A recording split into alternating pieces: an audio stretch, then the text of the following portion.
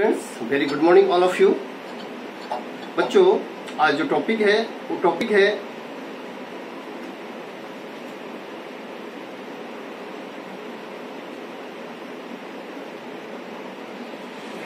चुंबकीय क्षेत्र रेखाएं।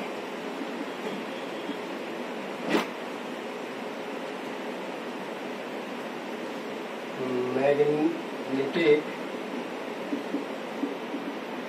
Field line. चुंबकीय रेखाएं, क्षेत्र रेखाएं। चुंबकीय क्षेत्र रेखाएं चुंबकीय क्षेत्र में खींचा गया वह काल्पनिक पृष्ठ जहां पर जो चुंबकीय क्षेत्र रेखाएं होती हैं वे चुंबकीय क्षेत्र की दिशा को क्या करती हैं, प्रदर्शित करती हैं, या हम कहें कि चुंबकीय बल रेखाओं के किसी बिंदु पर खींची गई जो स्पर्श रेखाएं हैं वो स्पर्श रेखाएं उस बल रेखाओं के उस बिंदु पर चुंबकीय क्षेत्र की दिशा को व्यक्त करती हैं। आइए फिगर के माध्यम से समझते हैं। बच्चों, हमारे पास सपोज एक दंड चुंबक है, इसका ये सिरा आपका साउथ है और दूसरा क्या है, नॉर्थ है। आप छोटी कक्षाओं में भी आपने चुंबक के बारे में पढ़ा होगा। तो इसके क्या होंगे, दो ध्रुव होंगे। चुंबक के दो ध्रुव होंगे। आइसोलेटेड ध्रुव की कल्पना कर ही नहीं सकते हैं चुंबकीय क्षेत्र में, ठीक है। तो जो ध्रुव है इसमें हमेशा कोई भी चुंबक होगा उसके हमेशा क्या होंगे, दो ध्रुव होंगे, साउथ और नॉर्थ। विलगित ध्रुव नहीं होगा, चुंबक का विलगित ध्रुव नहीं होगा। तो अब देखेंगे ध्रुव पर जो है चुंबकीय क्षेत्र प्रबल होता है। ध्रुव पर चुंबकीय क्षेत्र में खींची गई वह मतलब हमेशा बल रेखाएं कैसे जाती हैं, धन से, जिस प्रकार आवेश में जाती हैं धन से। हमने वैद्युत क्षेत्र के में क्या पढ़ाया था कि जो बल रेखाएं होती हैं वो होती हैं धन से ऋण की ओर जाती हैं, ठीक है ना। इसमें क्या होता है, हमेशा बल रेखाएं नॉर्थ से साउथ की ओर जाती हैं, ठीक है। इस तरीके से ये हो गया, इस तरीके से हमारा ये जो है ये हो गया, इस तरीके से फिगर बन गया। इसको एक तरीके से बनाएंगे, ये हो गया, ठीक है। इस तरीके से मैंने कहा चुंबकीय क्षेत्र में खींचे गए ऐसे काल्पनिक पृष्ठ जो वक्राकार हैं वे क्या होते हैं, चुंबकीय क्षेत्र की दिशा को क्या करते हैं, प्रत्येक स्थान पर दिशा को क्या कर रहे हैं, व्यक्त कर रहे हैं। साथ ही साथ चुंबकीय क्षेत्र बल रेखाओं के स्पर्श में जो खींची गई रेखाएं हैं, स्पर्श रेखाएं होंगी किसी भी बिंदु पर, बल रेखाओं के किसी भी बिंदु पर खींची गई जो स्पर्श रेखा होगी वो चुंबकीय क्षेत्र की दिशा को क्या करती है, व्यक्त करती है, ठीक है। अब इसकी जो प्रॉपर्टीज हैं, properties of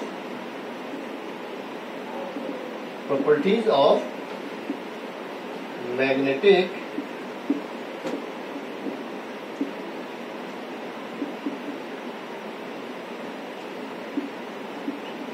line, properties of magnetic field lines.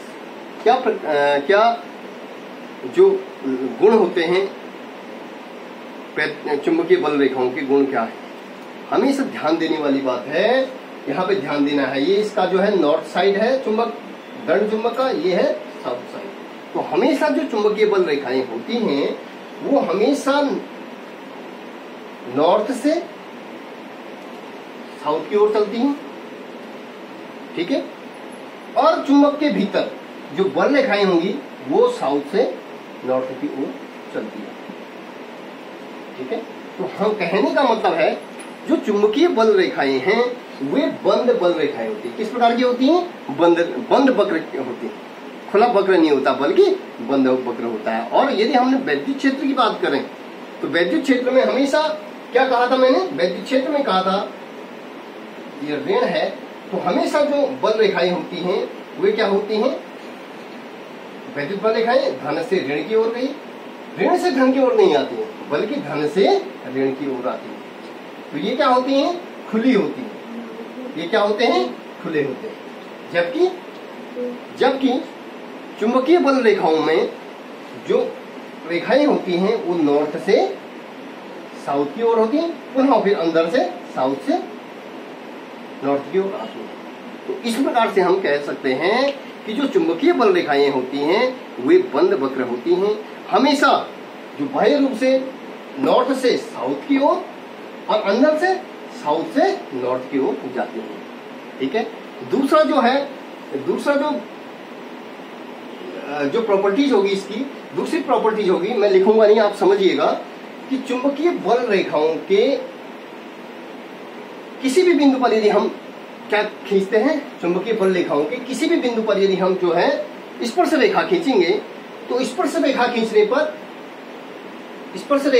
पर क्या होगा, स्पर्श रेखा खींचने पर यहां पर जो है, यहां पर चुंबकीय क्षेत्र की दो दिशाएं हो जाती हैं। ठीक है। और दो दिशाएं हो जाती हैं तो वो क्या होती हैं, दो दिशाएं, ये क्या है, ये असंभव चीज हो जाती है। तो चुंबकीय क्षेत्र की क्या होगी, यहाँ पे दो दिशाएं होगी, तो इसलिए जो है इनको क्या है, ये एक दूसरे को नहीं काटती हैं। जो चुंबकीय बल रेखाएं होती हैं वो एक दूसरे को नहीं काटती हैं। यदि हमने काट दिया, मैं कंडीशन बता रहा हूँ, यदि हमने यहाँ पे इनके बल रेखाओं के किसी बिंदु पर हमने क्या काट दी, हमने जो है स्पर्श रेखा खींच दी, तो स्पर्श रेखा खींचने पर जो कटान बिंदु है, उस कटान बिंदु पर चुंबकीय क्षेत्र की दो दिशाएं हो जाती हैं, वो क्या है, असंभव है। क्लियर हो गया।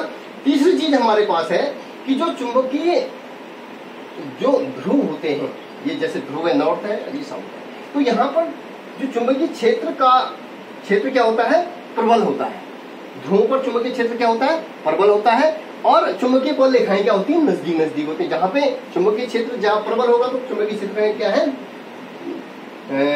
चुंबकीय क्षेत्र रेखाएं नजदीक हैं, और यहां से दूर जाने पर क्या हो रहे हैं, चुंबकीय बल रेखाएं क्या हो रही है, यहाँ पे जो है, यहाँ पर चुंबकीय बल रेखाएं जो है, यहाँ पर प्रबलता क्या हो रही है, कम हो रही है आगे जा करके।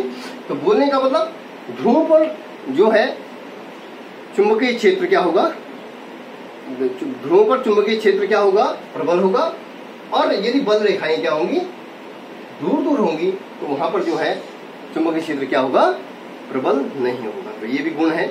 अगला जो है हमारे पास, अगला जो गुण होगा वो गुण होगा कि पृथ्वी के किसी भी स्थान पर चुंबकीय क्षेत्र की जो रेखाएं होती हैं, पृथ्वी के किसी भी स्थान पर जो चुंबकीय रेखाएं होती हैं, एक दूसरे के क्या होती हैं, समदूरस्थ होती हैं और एक दूसरे के समांतर होती हैं। पृथ्वी के किसी भी स्थान पर जो चुंबकीय क्षेत्र रेखाएं होती हैं एक दूसरे के समदूरस्थ मतलब बराबर होती हैं, और एक दूसरे के समदूरस्थ होती हैं और एक दूसरे के क्या होती हैं, समांतर होती हैं। तो बच्चों ये बहुत ही इंपॉर्टेंट टॉपिक है, चुंबकीय क्षेत्र रेखाएं क्या होती हैं। चुंबकीय क्षेत्र रेखाएं में जैसा कि एक बार पुनः पहले बता चुका हूं कि चुंबकीय बल रेखाएं चुंबकीय क्षेत्र की वह काल्पनिक रेखाएं हैं जो चुंबकीय क्षेत्र की दिशा को क्या करती हैं, प्रदर्शित करती हैं। चुंबकीय बल रेखाओं के किसी बिंदु पर यदि हम स्पर्श रेखा खींचते हैं तो उस चुंबकीय बल रेखाओं के उस बिंदु पर जहां पर हमने स्पर्श रेखा खींची, उस बिंदु पर क्या हो जाती है, वहां पर चुंबकीय क्षेत्र की दिशा को क्या करती हैं, प्रदर्शित करती हैं। तो बच्चों ये टॉपिक हमारा जो है क्लियर हुआ। अगला जो टॉपिक है वो है पृथ्वी का चुंबकीय क्षेत्र, अर्थ मैग्नेटिज्म।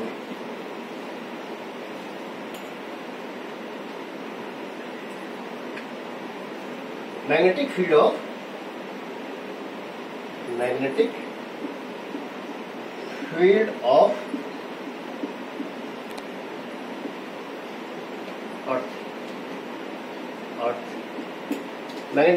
अर्थ या अर्थ मैग्नेटिज्म, इसको कहेंगे हम मैग्नेटिज्म,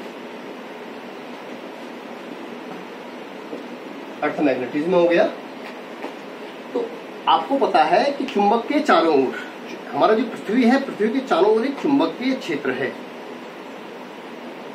यह इस प्रकार का व्यवहार करती है, हमारी पृथ्वी किस प्रकार का व्यवहार कर रही है, एक चुंबक की भांति हमारा पृथ्वी है क्या है, एक चुंबक की भांति व्यवहार कर रही है कि यदि इसके जो है, इस पृथ्वी के, ये पृथ्वी है, तो यहां पर ऐसा लगता है जैसे यहां पर क्या रखा गया है, एक दंड चुंबक रखा गया है। पृथ्वी में क्या रखा गया है? एक दंड चुंबक रखा गया है या चुंबकीय द्विध्रुव रखा गया है। ये जो है पृथ्वी का ये भौगोलिक अक्ष है, ये पृथ्वी का घूर्णन अक्ष है। ठीक है, ये अर्थ हो गया। और यहाँ पे जो है इस तरीके से हमें एक ऐसा लगता है कि यहाँ पे क्या रखा है? एक चुंबक रखा है। ठीक है, एक चुंबक रखा है। ठीक, और जिसकी जो ध्रुव होती है ये आपका ये हो जाएगा, ये भौगोलिक उत्तर हो गया चुंबक का। ठीक है, ये हो गया भौगोलिक उत्तर हो जाएगा। ये उत्तरी ध्रुव, ये हो जाएगा दक्षिणी ध्रुव। ये जो है आपका ये उत्तरी ध्रुव, ये दक्षिणी ध्रुव। तो ये क्या होता है? इस तरीके से दिखाता है कि जो पृथ्वी का जो उत्तरी ध्रुव है, पृथ्वी के अंदर जो चुंबक है वो पृथ्वी का जो उत्तरी ध्रुव है, और पृथ्वी के भीतर जो चुंबकीय द्विध्रुव की बात हम कर रहे हैं वो क्या होगा? उसके साइड होगा। ठीक है, और पृथ्वी का जो दक्षिणी ध्रुव है और उसके अंदर जो चुंबक है वो किस साइड होगा? ये होगा आपका दक्षिणी ध्रुव की साइड होगा। ठीक है, समझ आ रहा है? तो इस तरीके से हम कह सकते हैं कि पृथ्वी के किसी भी स्थान पर यदि हम चुंबकीय क्षेत्र की गणना करते हैं तो उसको हम इस चित्र के माध्यम से समझते हैं। चित्र के माध्यम से बच्चों ये जो है, ये माना सपोज अर्थ है,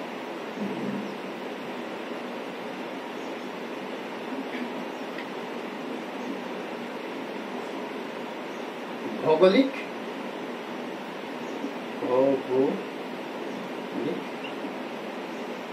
ये हो गया हमारा, ये हो गया भौगोलिक उत्तरी ध्रुव पृथ्वी का, ये हो जाएगा भौगोलिक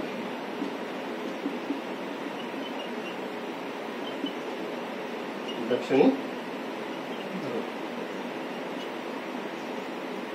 ठीक है, ये हो जाएगा भौगोलिक उत्तरी ध्रुव, ये दक्षिणी ध्रुव, ये पृथ्वी का हो गया। और ये जो है ये पृथ्वी के अक्ष हो गए, चुंबकीय क्षेत्र अक्ष।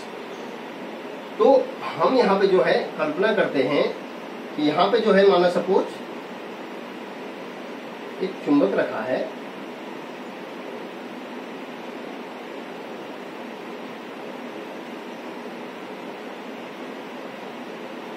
इस तरीके से हम इसको दिखाएंगे। ये जो है ये दिखा रहा है साउथ, ये क्या हो गया? स्वतंत्रता पूर्वक यदि हम किसी चुंबक को पृथ्वी के सतह पर रखते हैं, चुंबकीय सुई को, तो वो इस तरीके से जो है ये नॉर्थ हो गया, ये साउथ हो गया। यहाँ पे आप देखिएगा, ठीक है,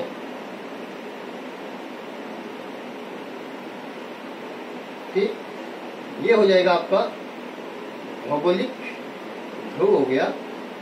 ठीक है, ये पृथ्वी के घूर्णन अक्ष हो गया। पृथ्वी का जो घूर्णन अक्ष है, पृथ्वी का घूर्णन अक्ष, ये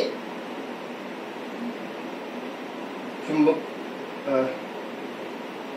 ये भौगोलिक उत्तर हो गया, ये चुंबकीय उत्तर। ठीक है, ये चुंबकीय अक्ष हो जाएगी। ये दोनों रेखाएं जो खींचेंगे हम, ये क्या हो जाएगी? चुंबकीय अक्ष। ठीक है, तो ये जो निरक्ष हो जाएगा, देखिए हम यदि यहाँ पे लेते हैं, ये चुंबकीय अक्ष हो जाएगा, ये चुंबकीय निरक्ष, तो चुंबकीय निरक्ष हो गया, और ये हो जाएगा चुंबकीय अक्ष। अब देखिएगा, पृथ्वी के भौगोलिक उत्तरी ध्रुव और चुंबकीय जो ध्रुव होता है उसके बीच जो कोण बनता है, तो कितने डिग्री का कोण बनना है? 11 डिग्री, 11.5 डिग्री का जो है एंगल यहाँ पे बन रहा है इन दोनों के बीच। तो बच्चों हम कह सकते हैं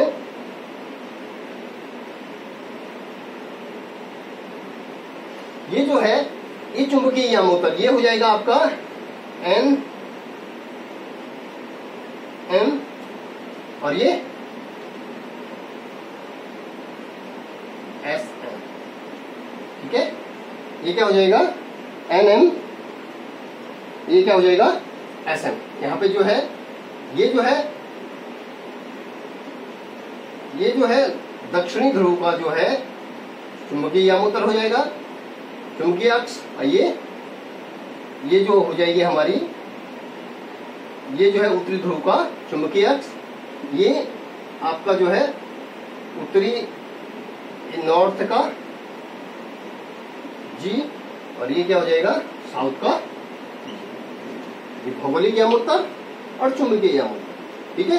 ये चुंबकीय अक्ष हो गया, ये भौगोलिक उत्तरी ध्रुव, ये जो है आपका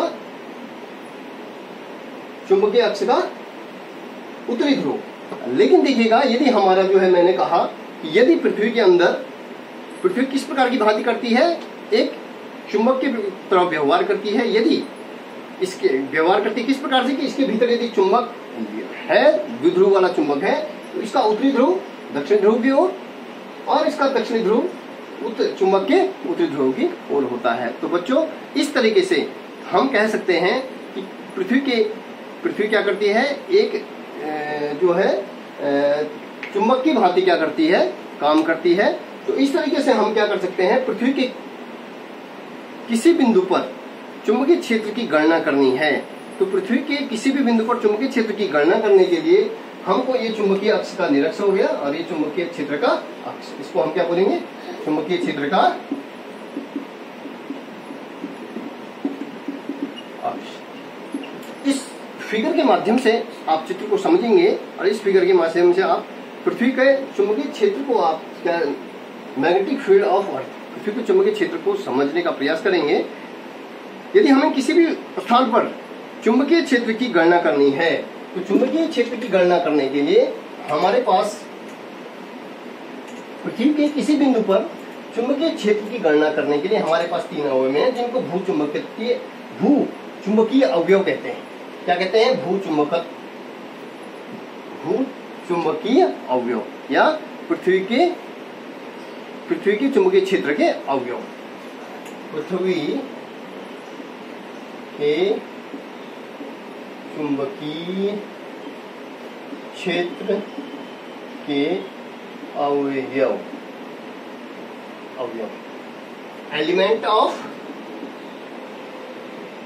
इंग्लिश में बोलेंगे इसको, element of earth magnetic field, element of earth magnetic field, पृथ्वी के चुंबकीय क्षेत्र के अवयव। अब हमें किसी भू चुंबकत्व मतलब पृथ्वी के भूमि, पृथ्वी के जो चुंबकीय अवयव हैं उनको भू चुंबकत्व कहते हैं। और पृथ्वी के किसी भी स्थान पर यदि हमें चुंबकीय क्षेत्र की गणना करनी है, तो वहां पर इन भू चुंबकीय अवयवों के द्वारा हम पृथ्वी के चुंबकीय क्षेत्र की गणना कर सकते हैं। तो जो भू चुंबकीय अवयव जो है पहला, वो होगा angle of declination. Angle of declination क्या हुआ, ये एंगल ऑफ डिक्लाइनेशन, दिक्पात कोण। दिक्पात कोण, दिक्पात कोण क्या होता है, इसे कहेंगे दिक्पात कोण। चुंबकीय यामोत्तर पृथ्वी के किस स्थान पर, चुंबकीय यामोत्तर, यदि हमने चुंबकीय सुई इस प्रकार से लटका रखी है, ये चुंबकीय सुई है, इसको समझने का प्रयास करेंगे। चुंबकीय सुई है,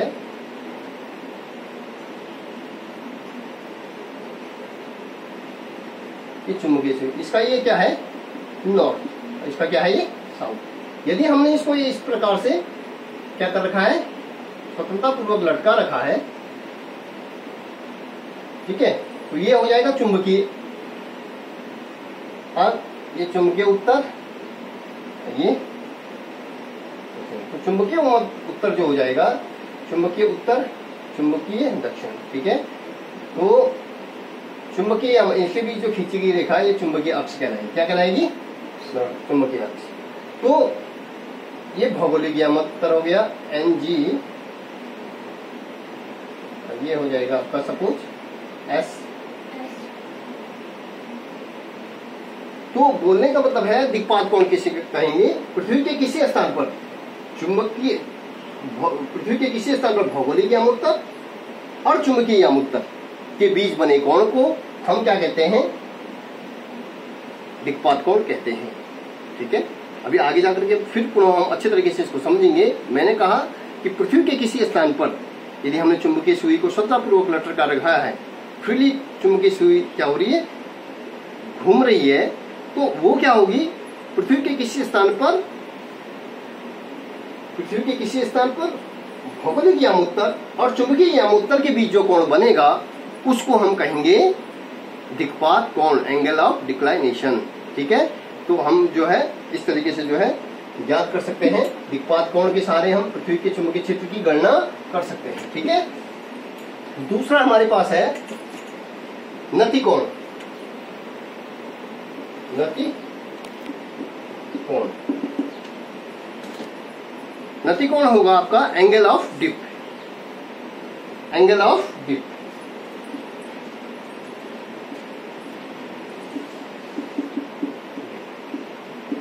एंगल ऑफ डिप क्या होता है कि पृथ्वी के किसी स्थान पर यदि हमारी जो है चुंबकीय सुई इस तरीके से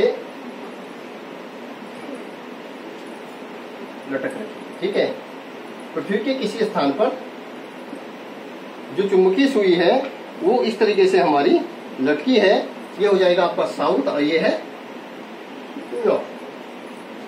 तो पृथ्वी के किसी स्थान पर चुंबकीय यामुत्तर, चुंबकीय अक्ष, ये चुंबकीय अक्ष हो जाएगा, ये वाली जो लाइन चुंबकीय अक्ष, और पृथ्वी के क्षैतिज से खींची गई जो रेखा होगी, पृथ्वी के क्षैतिज ध्रुव से क्षैतिज खींची गई जो कोण होगा इन दोनों के बीच, ये कोण होगा, इसको कहेंगे आप नति कोण, माना सपोज थीटा ये हो जाएगा। ठीक है, इस तरीके से हम इसको जो है इस तरीके से ये कि पृथ्वी के यदि हमने चुंबकीय सुई इस तरीके से श्रद्धापूर्वक लटका रखी है तो पृथ्वी के किसी स्थान पर चुंबकीय अक्ष, पृथ्वी के चुंबकीय अक्ष और क्षैतिज के द्वारा बने कोण को आप नति कोण कहते हैं। तो ये चुंबकीय अक्ष हो जाएगा बी, ठीक है, पृथ्वी का जो चुंबकीय क्षेत्र हो जाएगा बी, और चुंबकीय सुई के क्षैतिज में खींची गई जो रेखा हो, पृथ्वी के चुंबकीय क्षेत्र के क्षैतिज में खींची गई रेखा के बीच बना कोण जो होगा वो क्या होगा? नति कोण होगा, जिसको हम थीटा से डिनोट करते हैं। तो हम इस फिगर के माध्यम से यदि हम यहाँ पे समझें तो ये है, ये पृथ्वी का चुंबकीय क्षेत्र है, इसको हम बीई कहेंगे, तो ये इसका क्षैतिज घटक हो जाएगा।